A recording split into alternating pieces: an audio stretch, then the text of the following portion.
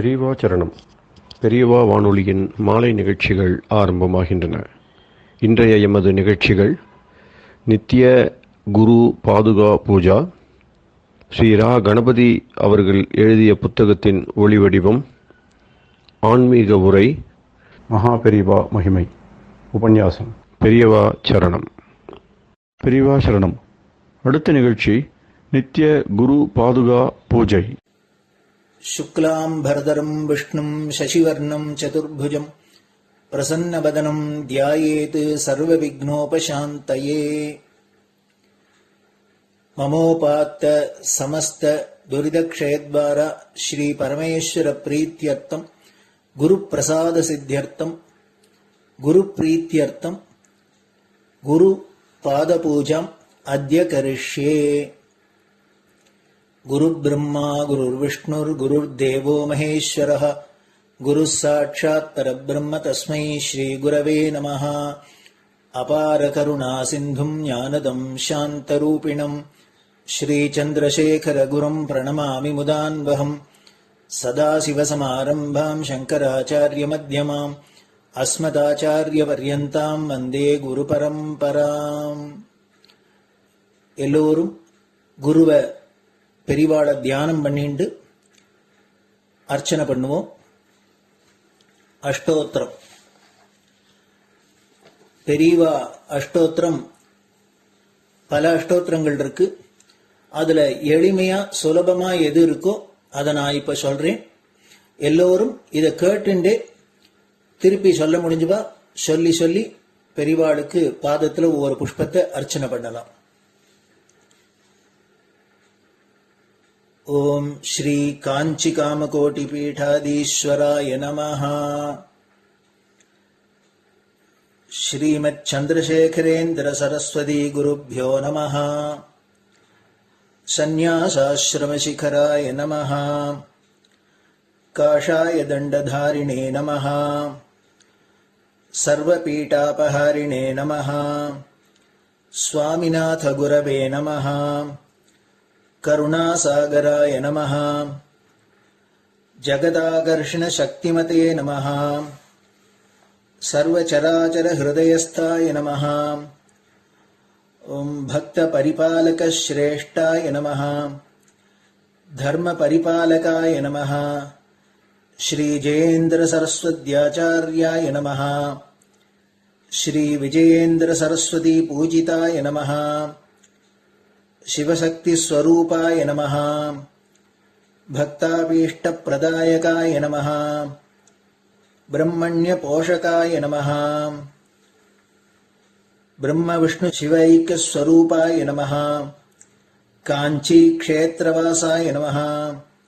कैलाश शिखरवासाय नमः. स्वधर्म परिपोषकाय नमः. चातुर्वर्ण संरक्षकाय नमः. लोकरक्षण संकल्पाय नमः. ओम ब्रह्मनिष्ठापराय नमः. सर्वपापहराय नमः. धर्मरक्षक संतुष्टाय नमः. भक्तार्पितधन स्वीकर्त्रे नमः. सर्वोपनिषत् सारज्ञाय नमः. सर्वशास्त्रगम्याय नमः. सर्वलोक पितामहाय नमः. भक्ताभीष्ट प्रदायकाय नमः. ब्रह्मण्य पोषकाय नमः. नानाविध पुष्पार्चितपताय नमः. रुद्राक्ष क्रीडधारिणे नमः. भस्मोद्दोलित विग्रहाय नमः. सर्वज्ञाय नमः. सर्वचराचर व्यापकाय नमः. अनेक शिष्य परिपालकाय नमः. मनश्चाञ्चल्य निवर्तकाय नमः. अभयहस्ताय नमः. भयापहाय नमः. यज्ञपुरुषाय नमः. यज्ञानुष्ठान रुचिप्रदाय नमः. यज्ञसम्पन्नाय नमः. यज्ञसहायकाय नमः. यज्ञफलदाय नमः. यज्ञप्रियाय नमः. उपमानरहिताय नमः. स्फटिक तुलसी रुद्राक्ष हारधारिणे नमः. चातुर्वर्ण समदृष्टये नमः. ऋग्यजुस्साम अथर्वणादि चतुर्वेद संरक्षकाय नमः. दक्षिणामूर्तिस्वरूपाय नमः जाग्रत् स्वप्न सुषुप्ति अवस्थातीताय नमः कोटिसूर्यतुल्यतेजोमय शरीराय नमः साधुसङ्गसंरक्षकाय नमः अश्वगज गोपूजा निर्वर्तकाय नमः गुरुपादुकपूजातुरन्तराय नमः कनकाभिषिक्ताय नमः स्वर्णबिल्वदलपूजिताय नमः सर्वजीवमोक्षदाय नमः मूकवाक्ताननिपुणाय नमः नेत्रदीक्षादानाय नमः द्वादशलिङ्गस्थापकाय नमः गानरसप्रियाय नमः ब्रह्मज्ञानोपदेशकाय नमः सकलकलासिद्धिताय नमः चातुर्वर्ण्यपूजिताय नमः अनेकभाषासम्भाषण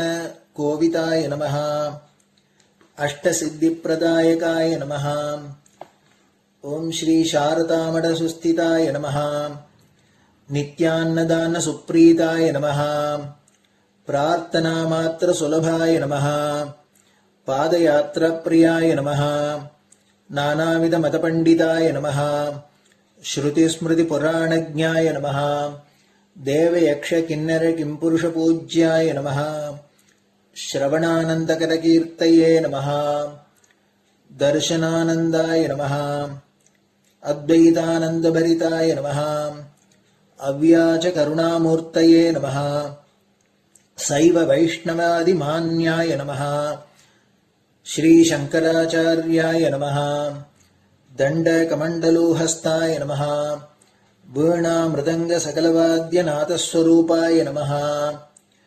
रामकथारसिकाय नमः वेदवेदाङ्ग आगमादिसकलकलासतस्प्रवर्तकाय नमः हृदयगुहाशयाय नमः शतरुद्रीयवर्णितस्वरूपाय नमः केदारेश्वरनाथाय नमः अविद्यानाशकाय नमः निष्कामकर्मोपदेशकाय नमः लघुभक्तिमार्गोपदेशकाय नमः लिङ्गस्वरूपाय नमः सालग्रामसूक्ष्मस्वरूपाय नमः कालड्यां शङ्करकीर्तिस्तम्भनिर्माणकर्त्रे नमः जितेन्द्रियाय नमः शरणागतवत्सलाय नमः श्रीशैलशिखरवासाय नमः डमरुकनादविनोदाय नमः वृषभारूढाय नमः दुर्मदनाशकाय नमः आभिचारिकदोषहर्त्रे नमः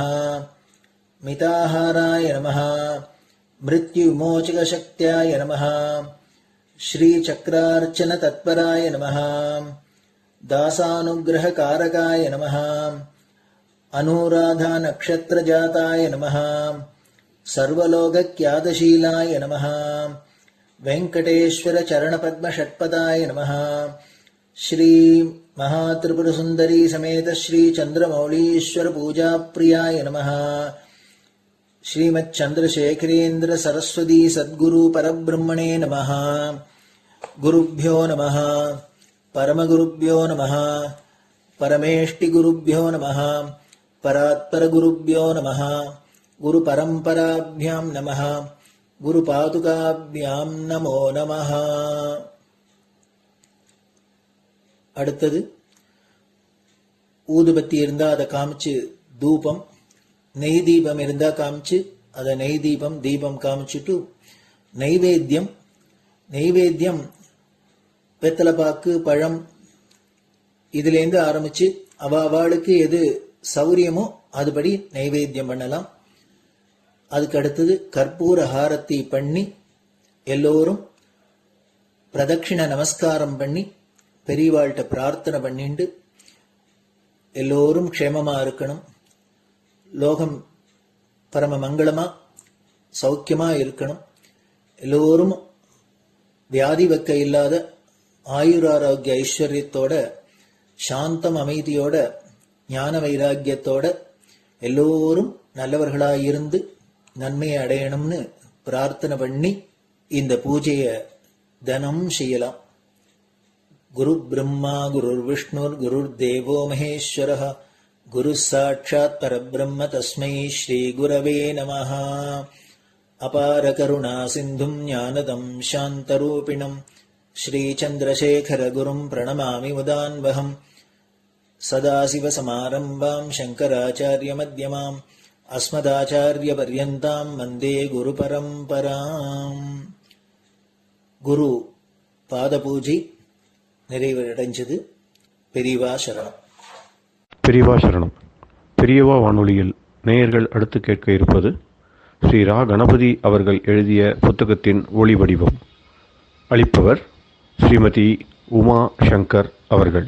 தேனினும் இனிய சொல்லான் தீச்சுடர் மேனி கொண்டான் ஊனுயிர்க்குயிரதான ஒன்றினைக் கலந்து நின்றான் ஏனினிக் கவலை நெஞ்சே இன்றுனக் அருள் செய்தான் இஞ்ஞானவான் காமகோட்டி நாதனை நம்புவோமே. சங்கர ஹர ஹர சங்கர. மகாபெரியவாளின் உபன்யாசங்களை ரா கணபதி அண்ணா தெய்வத்தின் குரல் என்ற பெயரில் 7 பாகங்களாக தொகுத்து அளித்ததின் 6ஆம் பாகத்தின் அடுத்த பகுதி. 16 பெற்று பெருவாழ்வு. சிங்கம் பூஜிக்கும் யானை. ஹேரம்பருடைய ஸ்வரூபம் விசேஷமானது. அவருக்கு 5 முகங்கள், 5ம் யானை முகம்தான். பஞ்சமாதங்க முக என்று ஒருத்தர் கீர்த்தனம் கூட பாடினார். திருவாரூரில் உள்ள அநேக விக்னேஸ்வர மூர்த்திகளில் பஞ்சமுகராக இருக்கப்பட்டவரின் மீது தீட்சிதர் பாடியது என்று தெரிகிறது. பரமசிவனுக்கு 5 முகங்கள் உண்டு. சிவபஞ்சாட்சரி தியானத்தில் அப்படித்தான் இருக்கிறது. ஆச்சாரியால் கூட அதை வைத்து வேடிக்கை பண்ணி இருக்கிறார். 5 முகம் இருப்பதால் ஈஸ்வரனுக்கு பஞ்சாஸ்யன் என்று பெயர். பஞ்சாஸ்யம் என்று சிங்கத்திற்கும் பெயர். இந்த இடத்தில் பஞ்ச என்றால் விரிந்த, பரவலான என்று அர்த்தம். பிரபஞ்சம் என்றால் நன்றாக விரிந்து பரவியது என்று அர்த்தம். இங்கே பஞ்ச என்றால் 5 என்றும் அர்த்தம் பண்ணிக்கொண்டு ஐம்பூதங்களால் ஆனது பிரபஞ்சம் என்றும் சொல்லலாம். அது இருக்கட்டும். சிங்கம் சிவம் இரண்டுக்கும் பஞ்சாஸ்ய பேர் இருக்கிறது. யானைக்கு சிங்கம் என்றால் ஒரே பயம். சிங்க சொப்பனம் என்றே சொல்கிறோம். ஒரு யானை சொப்பனத்தில் சிங்கத்தை பார்த்தாலும் பயத்திலேயே பிராணனை விட்டுவிடுமாம். சிங்கத்துக்கு தன்னை விட உருவத்திலே ரொம்ப பெருசாக இருக்கும் யானையை தீர்த்து கட்டணும் என்று ரோஷம் பொங்கிக் கொண்டிருக்குமாம். ஒரு யானையை பார்த்து விட்டால் தன் பயம் அத்தனையையும், தன் பலம் அத்தனையையும் திரட்டிக் கொண்டு அதன் மஸ்தகத்தை பேயறையாக அரைந்து பிளப்பதற்கு பாயுமாம். இப்படிப்பட்ட பஞ்சாஸ்யம் சிங்கம் ஒரு யானையை பூஜை பண்ணினால் அது பெரிய ஆச்சரியம்தானே. அந்த ஆச்சரியத்தை தான் ஆச்சாரியால் சொல்லி இருக்கிறார். மகாதந்தி வக்திராபி பஞ்சாஸ்யமான்யா. திருச்செந்தூரில் உள்ள சுப்பிரமணிய சுவாமியின் மேல் அவர் பாடிய புஜங்க ஸ்தோத்திரத்தில் முதல் ஸ்லோகமான விநாயக ஸ்துதியில் இப்படி வருகிறது. சதாபால ரூபி விக்னாத்ரி ஹந்திரி மகாதந்தி வக்திராபி பஞ்சாஸ்யமான்யா. இது ஸ்லோகத்தின் முன்பாதி. பின்பாதி வருமாறு. விதீந்திராதி மிருக்யா கணேசாபிதாமே விதத்தாம் ஸ்ரீயம் காபி கல்யாண மூர்த்திகி. விக்னேஸ்வரர் எப்போதும் குழந்தையாயிருப்பவர், சதா பாலரூபர். ஆனாலும் அபி என்றால் ஆனாலும், சதா பாலரூபி அபிஹி எப்போதும் குழந்தையாயிருந்தாலும் மலையாக இருக்கும் விக்னங்களையும் பிளந்து தள்ளுகிறார். விக்னாத்ரி விக்னம் மலையை, ஹந்திரி அழிக்கிறவர். அப்புறம்தான் அவர் யானையாக இருந்தும் சிங்கத்தால் பூஜிக்கப்படுவதாக வருகிறது. மகாதந்தி வக்திராபி பஞ்சாஸ்யமான்யா. தந்தி தந்தி என்றால் யானை, தந்தத்தை உடையதாயிருப்பதால் தந்தி. கணபதி காயத்ரியில் தந்தி என்ற பெயரை சொல்லியே நமக்கு நல்லறிவை தூண்டிவிடுமாறு பிரார்த்தித்திருக்கிறது. பிள்ளையார் மகாதந்தி வக்திர அபிஹி பெரிய யானையின் முகத்தை பெற்றிருந்த போதிலும் பஞ்சாஸ்யமான்யாக சிங்கத்தால் பூஜிக்கப்படுபவர். நடக்க முடியாத சமாச்சாரங்கள் பிள்ளையாரிடம் சேர்ந்திருப்பதாக கவி சமத்காரத்துடன் ஆச்சாரியால் பாடியிருக்கிறார். சின்ன குழந்தை விக்னமலையையே பிளந்து தள்ளுகிறது என்று முதலில் சொல்லிவிட்டு அதே ரீதியில் நடக்க முடியாதது நடக்கிறது என்று தொடர்ந்து காட்டுவதாக யானையாயிருந்தும் பஞ்சாஷ்யத்தால் பூஜிக்கப்படுகிறது என்று அவர் சொல்லும்போது, பஞ்சாஷ்யம் என்றால் சிங்கம் என்றே கேட்கிறவர்களுக்கு சட் என்று தோன்றும். சிங்கம் எங்கே பிள்ளையாரை பூஜித்தது என்று யோசிக்கிற போதுதான் பஞ்சாஷ்யம் என்பதில் ஸ்லேடை பண்ணி இருக்கிறார் என்று புரியும். இங்கே பஞ்சாஷ்ய என்பது சிங்கம் இல்லை, சிவன் என்று புரியும். திரிபுர சம்ஹாரத்துக்கு பரமசிவன் புறப்பட்டு தேரச்சு முறிந்த போது விக்னேஸ்வர பூஜை பண்ணினார் அல்லவா, அதைத்தான் பஞ்சாஸ்யமான்ய என்று சொல்லி இருக்கிறார் என்று புரியும். 5 முகம் கொண்ட சிம்ஹவாகனர் பஞ்சாஸ்யமான்யர் மட்டுமில்லை, தாமே பஞ்சாஸ்யராக 5 முகத்தோடு விளங்கும் ரூபம்தான் ஹேரம்பர். அற்புதமான மூர்த்தியாக இருப்பவர் அவர். 5 கஜ சிரசுகள், 10 கைகள். வாகனம் என்னவென்றால் சிம்ஹம், பஞ்சாஸ்யம். பஞ்சமுகருடைய வாகனம் பஞ்சாஸ்யம். சிங்கத்தைக் கண்டு யானை பயப்படாதது மட்டுமில்லை, அதை அடக்கி அதன் மேலேயே ஏறி உட்கார்ந்து கொண்டிருக்கிறது. பஞ்சமுகத்தால் தகப்பனாரை ஞாபகப்படுத்துவது போல சிங்க வாகனத்தால் தாயாரை ஞாபகப்படுத்துகிறார். அம்பாள் தானே சிங்கவாகினி. மகாகணபதி என்ற மூர்த்திக்கும் 10 கை உண்டு, ஆனால் 5 முகமோ சிங்க வாகனமோ கிடையாது. ஹேரம்பர் தான் அப்படி இருப்பவர். நாகப்பட்டினம் நீலாயுதாட்சி கோவிலில் செப்பு திருமேனியாக ஹேரம்பமூர்த்தி இருக்கிறார். திசைக்கொன்றாக 4 திசைக்கு 4 முகமும் அந்த 4க்கும் மேலே சேர்த்து கிரீடம் வைத்தார் போன்ற 5ஆம் முகமுமாக 5 யானை தலைகளை பார்க்கிற போதே ஆனந்தமாக இருக்கும். ஸ்கந்த பூர்வஜர் கடைசி பேருக்கு வந்துவிட்டோம். ஸ்கந்த பூர்வஜர் என்பது ஷோடச நாமாவில் கடைசி. சுப்பிரமணிய சுவாமிக்கு தமையனார் என்று அர்த்தம். முருகனுக்கு மூத்தவர். அதைவிட முருகனுக்கு முன்னவர் என்றால் அழகாக இருக்கிறது. பூர்வஜர் என்றால் முன்னால் பிறந்தவர். அக்ரஜர் என்றும் சொல்வதுண்டு. உடன்பிறப்பு என்று தமிழில் சொல்வது போல் சம்ஸ்கிருதத்தில் சகோதரர், சக என்றால் உடன், சகோதரர் என்றோ உடன்பிறப்பு என்றோ சொன்னால் அண்ணாவா தம்பியா என்று கண்டுபிடிக்க முடியாது. அண்ணா என்று குறிப்பிட்டு காட்டும் வார்த்தை பூர்வஜர். இதே மாதிரி தம்பிக்கு அனுஜர், ராமானுஜர் என்றால் ராமனுக்கு தம்பியான லக்ஷ்மணர். கஜாமுகனுஜர் என்று சுப்பிரமணியருக்கு அமரத்தில் ஒரு பெயர் சொல்லி இருக்கிறது. பிள்ளையாருக்கு தம்பி என்றே முருகனுக்கு ஒரு பெயர், அவருக்கு அண்ணா என்றே இவருக்கும் ஒரு பெயர். அப்படிப்பட்ட சகோதர பாந்தவ்யம் முருகனின் தமையர் என்பதன் சிறப்பு. நாம் பார்த்து கொண்டிருக்கும் ஷோடச நாமாக்களில் விக்னேஸ்வரர் சிவனுடைய புத்திரர் என்றோ அம்பாளுடைய புத்திரர் என்றோ காட்ட பெயர் எதுவும் இல்லை. அதாவது இன்னாருக்கு பிள்ளை என்று பெயரில்லை, இன்னாருக்கு பதி என்றும் பெயரில்லை. அவருக்கு பிரம்மச்சாரியாக பல உருவபேதங்கள் இருக்கிற மாதிரியே பத்தி சமேதமாகவும் இருக்கின்றன. வல்லபை என்பவளோடு வல்லப கணபதியாக இருக்கிறார். சித்தி புத்தி என்பவர்களுக்கு அவர் பதி என்றும் கேள்விப்பட்டிருக்கலாம். சித்தி புத்திகளிடம் அவருக்கு பிறந்த புத்திரர்களும் உண்டு. அவர்களுக்கு தகப்பனார் என்று தெரிவிப்பதாகவும் பேரை காணோம். ஆனால் பேர் வரிசையை பூர்த்தி பண்ணும் இடத்தில் மங்களமான ஸ்தானத்தில் ஸ்கந்தனுக்கு தமையன் என்று மட்டும் உறவு முறையை சொல்லும் ஒரு பெயர் வந்து உட்கார்ந்து கொண்டிருக்கிறது. ஏன் அப்படி? பொதுவாக சின்ன வயசுக்காரர் ஒருத்தரை அவரை விட வயசில் பெரியவரை சொல்லி அவருக்கு இவர் இன்ன உறவு, பிள்ளை, மருமான், மாப்பிள்ளை, தம்பி என்று ஏதோ ஒன்று சொல்கிறது தான் முறை. இங்கேயோ வித்தியாசமாக தம்பி பேரை சொல்லி அவருக்கு அண்ணா என்று இருக்கிறது. ஏன் இப்படி?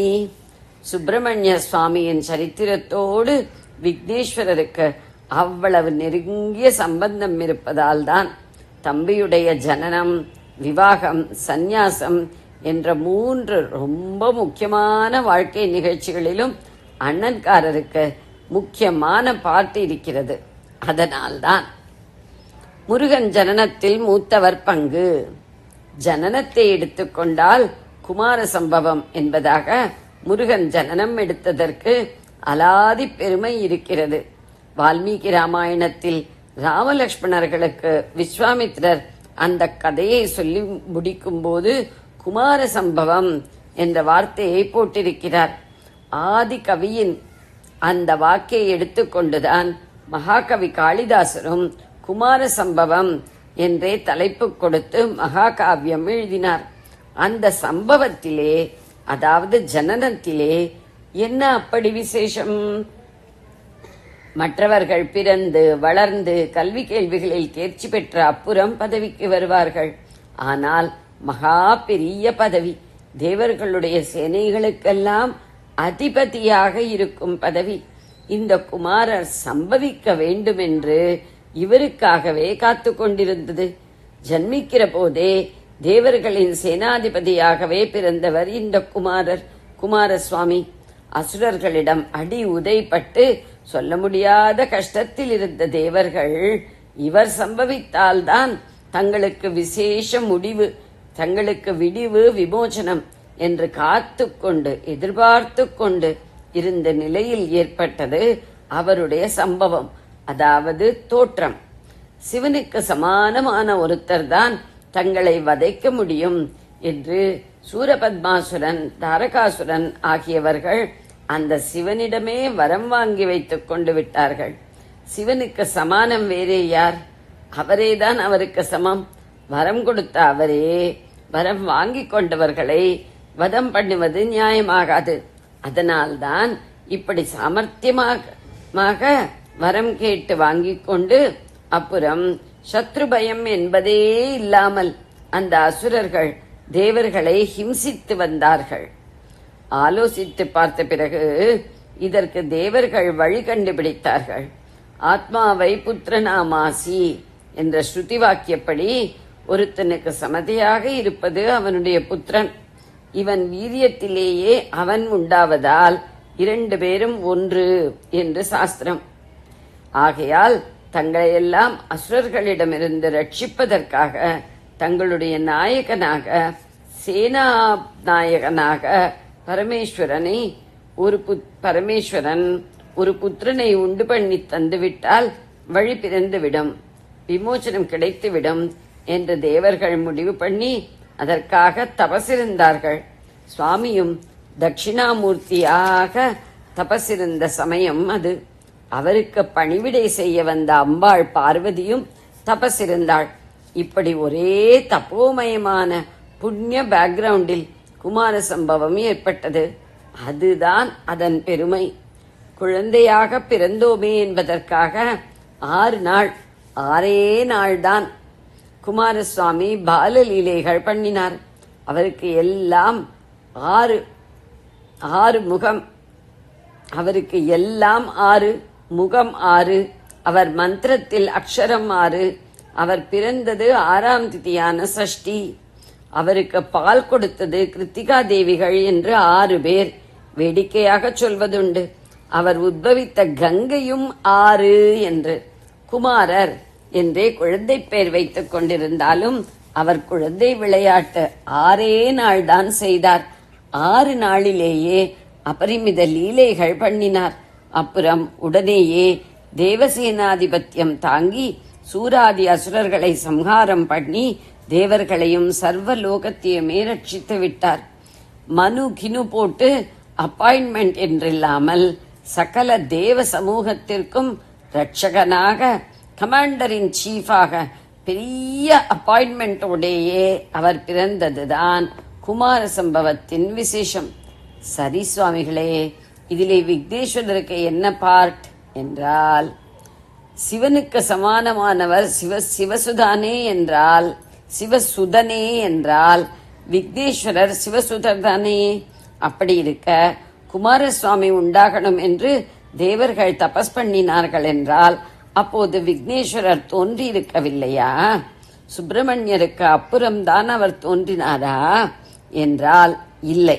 இதை அண்டர்லைன் பண்ணி காட்டத்தான் ஸ்கந்த பூர்வஜர் என்று அவருக்கு பேர் சொல்லி இருக்கிறது.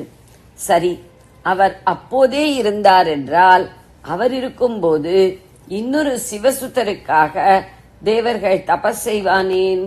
சுதராயிருந்தும் அவர் அப்பாவுக்கு சமானமா இல்லாதவர் என்ற அர்த்தமா? அப்படி இல்லை, அவர் அப்பாவுக்கு சமதையானவர் தான்.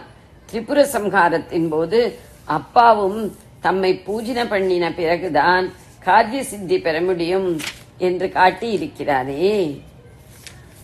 பின்னே ஏன் இன்னொரு சிவசுதர் சம்பவிக்க வேண்டும் என்று தேவர்கள் நினைத்தார்கள்? சூரபத்மா கேட்டிருந்த வரத்தில் ஒரு நிபந்தனைதான் காரணம். தாங்கள் வரம் கேட்கிற காலத்தில் இருக்கிற எவருமே தங்களை வதம் பண்ண முடியாதபடிதான் அசுரர்கள் சாமர்த்தியமாக நிபந்தனை போடுவார்கள். அப்படித்தான் இவனும் பண்ணினான். தன்னை கொல்லக்கூடிய சிவசத்ருஷன் சிவனுக்கொப்பானவன் ஸ்ரீ சம்பந்தம் இல்லாமலே பிறந்தவனாயிருக்கணும் என்று அவன் கண்டிஷன் போட்டிருந்தான். சர்வசக்தரான பிள்ளையார் தன்னை வதம் பண்ண முடியாதபடி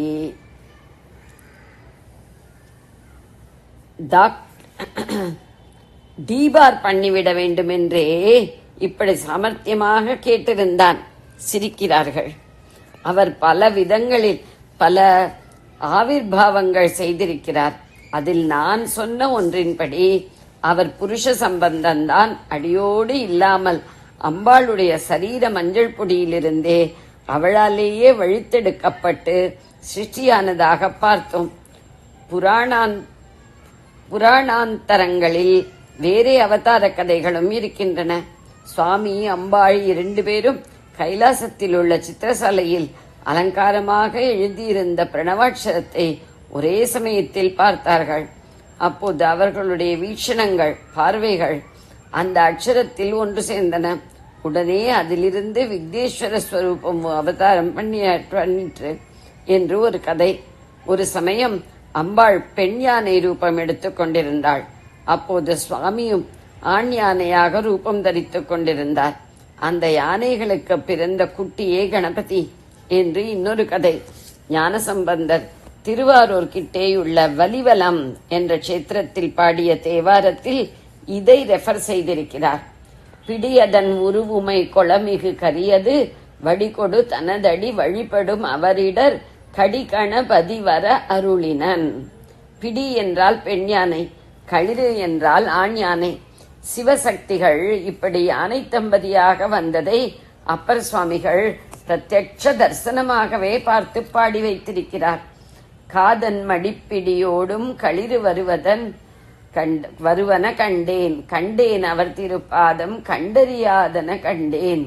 பண்டாசுரன் மேல் லலிதாம்பாள் படையெடுத்து போன போது அவன் விக்னயந்திரம் போட்டு அவளுடைய படை முன்னேற முடியாதபடி ஸ்தம்பிக்க வைத்தான். அப்போது அவள் காமேஸ்வரன் என்ற பெயரில் அவளைப் போலவே தனுர் பாண பாஷ அங்குஷங்களோடு ரூபம் எடுத்துக் கொண்டிருந்த பரமேஸ்வரனுடைய முகத்தை பார்த்தாள். உடனே கணபதி ஆவிர்வகித்தார் என்று இன்னொரு கதை. இப்படி உள்ள அநேக கதைகளில் எல்லாவற்றிலுமே அம்பாள் சம்பந்தத்தோடு விக்னேஸ்வரர் தோன்றியதாகத்தான் இருக்கிறது. ஆகையால் சூரபத்மா போட்ட கண்டிஷன் படி அவரை கொண்டு அவனை வதைப்பது முடியாத காரியமாகிவிட்டது. சிவனுக்கோ சூராதி அசுரர்களுக்கோ விக்னேஸ்வரர் சக்தியில் குறைந்தவர் இல்லையானாலும் அவருடைய அவதாரத்தில் இருந்த அம்பாள் சம்பந்தத்தாலேயே அவரால் அசுர சம்ஹாரம் நடப்பதற்கு இல்லாமல் ஆயிற்று. அதனால்தான் தேவர்கள் இன்னொரு சிவசுதனுக்காக பிரார்த்திக்க சுவாமியும் அம்பாளும் சம்பந்தமில்லாமல் தன்னுடைய நேத்திரங்களிலிருந்து வெளியே விட்ட அக்னி பொறிகளிலிருந்தே குமாரசுவாமியை உண்டு பண்ணினார். இதையே இன்னொரு விதத்தில் சொன்னால் விக்னேஸ்வரர் இடம் ஒழித்து கொடுத்ததால் தான் குமாரசுவாமி என்று ஒருத்தர் சம்பவிக்கவே முடிந்தது. விக்னேஸ்வரருக்கே சர்வசக்தியும் இருந்தும் தகப்பனார் அசுரர்களுக்கு கொடுத்த வரத்தின் நிபந்தனையை காப்பாற்ற வேண்டுமென்றே அவர் அசுர சம்ஹாரத்திற்கு புறப்படாமல் இருந்தார். அவர் அப்படி புறப்படாததால் தான் சூரசேனைக்கு நாயகராக குமார சம்பவம் குமாரசுவாமி சம்பவிக்க முடிந்தது. தாம் சர்வசக்தராயிருந்தும் மூத்தது மூளை இளையது காளை என்று பழமொழி ஏற்படப்படியாக தாம் ஒதுக்கி இருந்து கொண்டு குழந்தை தம்பியே மகா அசுரர்களை ஜெயித்து பெரிய கீர்த்தி பெறும்படி வெற்றிவேல் வீரவேல் என்று அப்ளாஸ் வாங்கும்படி பெருமை சேர்த்து கொடுத்தார். தம்மைத்தாமே பல ரூபங்களில் பிறப்பித்துக் கொள்ளும் சக்தி அவருக்குண்டு. அவர் நினைத்திருந்தால் தகப்பனாருக்குள்ளே ஆவேசித்து உடனிருந்து மட்டும் அம்பாள் சம்பந்தம் இல்லாமல் வேறே ஒரு ரூபத்தில் அவதாரம் எடுத்திருக்கலாம். தாமே சேனாதிபதியாகி அசுரர்களை வதம் செய்து மகா கீர்த்தி பெற்றிருக்கலாம். அவர் அப்படி செய்யாமல் இருந்ததாலேயே லோகத்துக்கு சுப்பிரமணியம் என்ற திவ்யமூர்த்தி கிடைக்கிறது. பிள்ளையாருக்கு குமார சம்பவத்தில் நேராக பங்கு இல்லாவிட்டாலும் இவர் அசுர சம்ஹாரம் செய்யவில்லை என்பதால் தான் அது ஏற்படவே செய்தது என்பதால் நெகட்டிவ் சம்பந்தம் இருக்கிறது. வலுவான நெகட்டிவ் சம்பந்தம். ஜெய ஜெய சங்கர, ஹரஹர சங்கர. பெரியவா சரணம். இந்நிகழ்ச்சியின் அடுத்த பகுதி நாளை மாலை இதே நேரத்தில் ஒளிபரப்பாகும். பெரியவா சரணம். பெரியவா சரணம். பெரியவா வானொலியில் நேயர்கள் அடுத்து கேட்க இருப்பது திரு கவிக்கண்ணன் அவர்களின் ஆன்மீக உரை. பெரியவா சரணம். ராம் ராம். ஸ்ரீ குருப்யோ நம. ஜெய ஜெய சங்கர, ஹர ஹர சங்கர. பெரியவா வானொலி நேயர்கள் அனைவருக்கும், மகா பெரியவாவுடைய பக்தர்கள் அனைவருக்கும் அடியேன் கவிக்கண்ணனின் அன்பு கலந்த நல்வாழ்த்துக்கள். ராம் ராம். ஜெய ஜெய சங்கர, ஹர ஹர சங்கர. ஸ்ரீ குருபியோ நம. நம்ம மகா பெரியவாவுடைய சன்னிதான விசேஷத்தை பத்தி நம்ம முதல்ல கொஞ்சம் பார்த்துண்டு இன்னைக்கு மேல தொடர்ந்து அந்த கருணை மாமுகியனுடைய பெருமைகளை நம்ம பார்க்க போறோம். சிந்தை நிகழ்விக்கும் சந்நிதானம், சித்தம் தெளிவாக்கும் சந்நிதானம், சிந்தை தெளிவிக்கும் சந்நிதானம், சிந்தை நெகிழ்விக்கும் சந்நிதானம், சித்தம் தெளிவாக்கும் சந்நிதானம், சிந்தாகுலம் தீர்க்கும் சந்நிதானம், சிற்பர ரூபனில் சந்நிதானம், சந்நிதானம், சந்நிதானம், உயர் சந்நிதானம், சந்திரசேகர சத்குருநாதனின்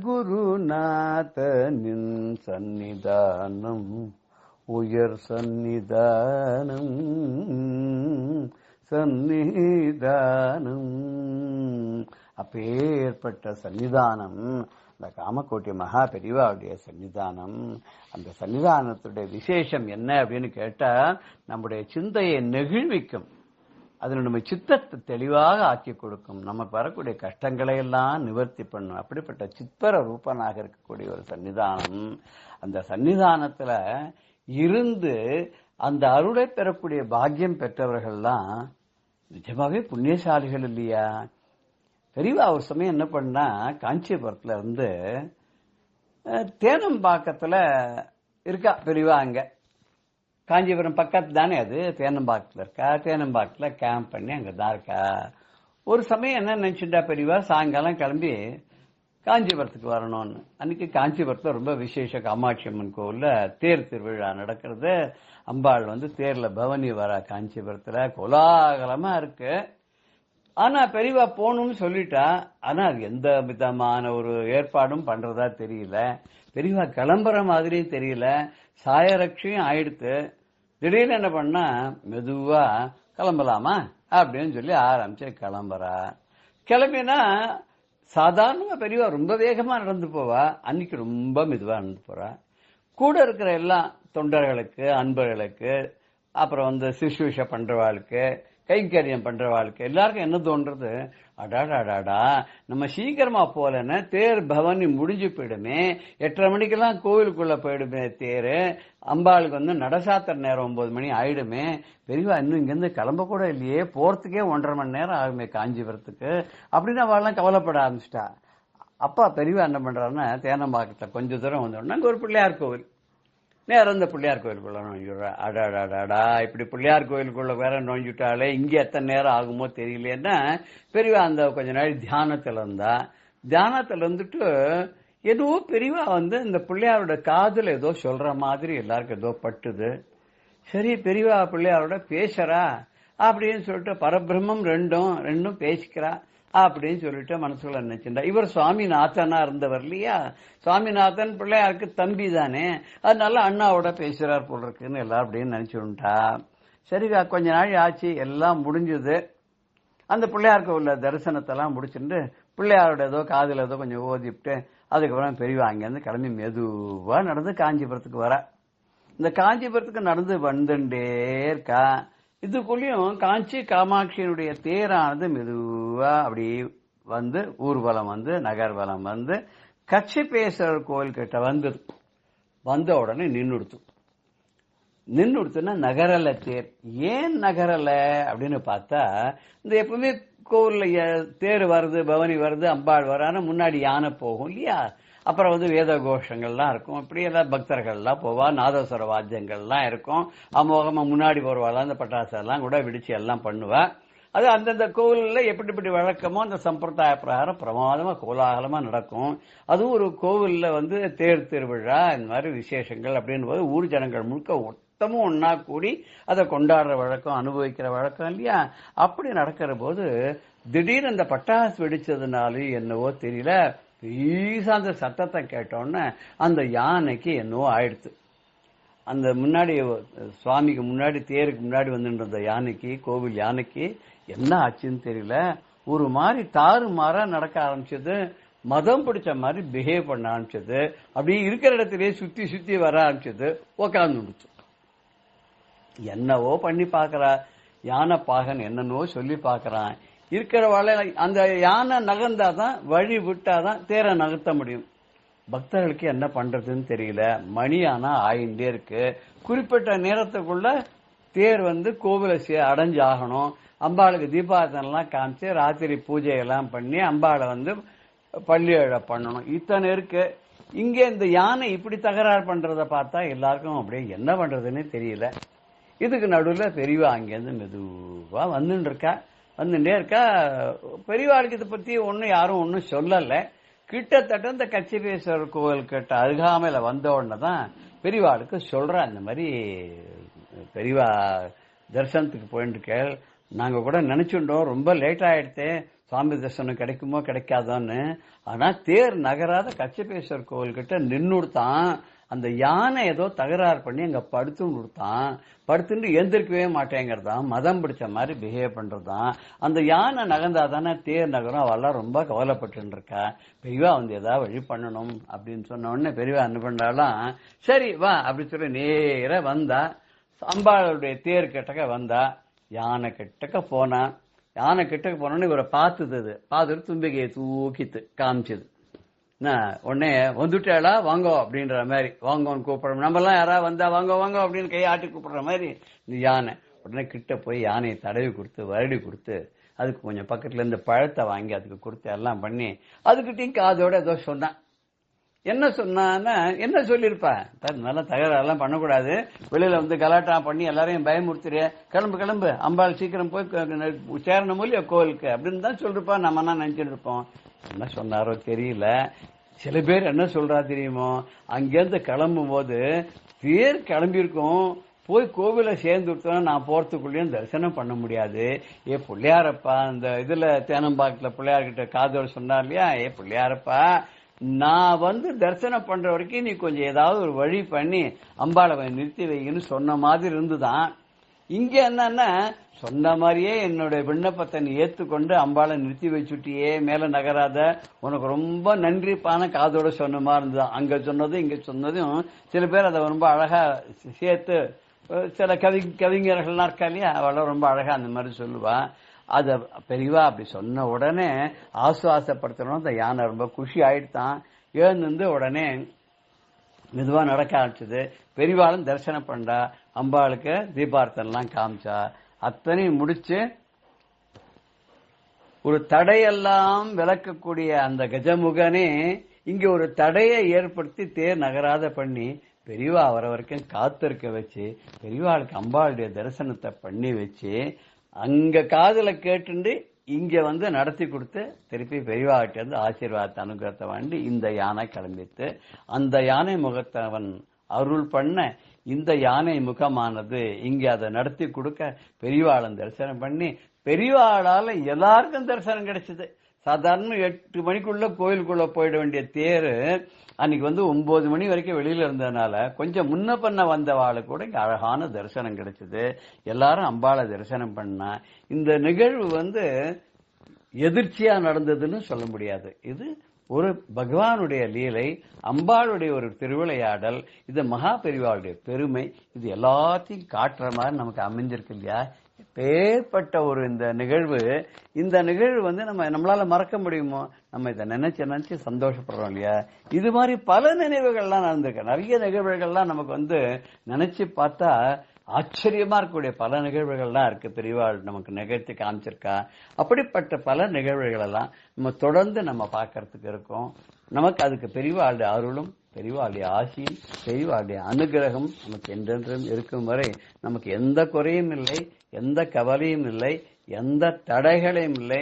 வருகின்ற தடை, இருக்கின்ற தடை, வந்த தடை, எல்லா தடைகளையுமே நம்ம பெரியவாளுடைய அருள் பார்வைப்பட்டதுன்னா தானாக விலகி போயிடும் அப்படின்னு சொல்லி இன்றைய நிகழ்வை நம்ம முடிவுக்கு கொண்டு வரோம். ஜெய ஜெய சங்கர, ஹர ஹர சங்கர, ஸ்ரீ குருபியோ நமஹ. ராம் ராம். பெரியவா சரணம். இந்நிகழ்ச்சியின் அடுத்த பகுதி நாளை மாலை இதே நேரத்தில் ஒளிபரப்பாகும்.